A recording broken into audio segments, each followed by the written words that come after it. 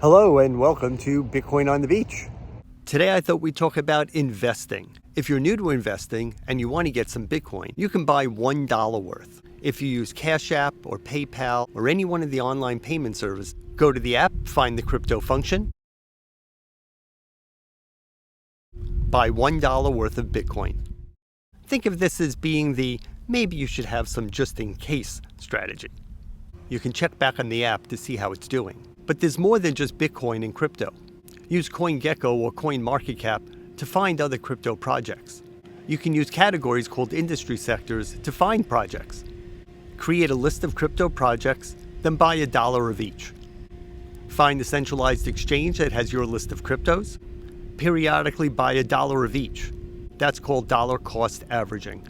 The app you use may display historical performance. Amateur investors can use software like professional systems. An amateur PMS could be a spreadsheet with APIs for custody, crypto prices, and other crypto data.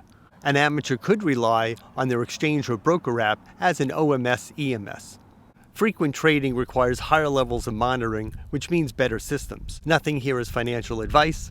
It's for educational purposes only. Thank you for joining me here today.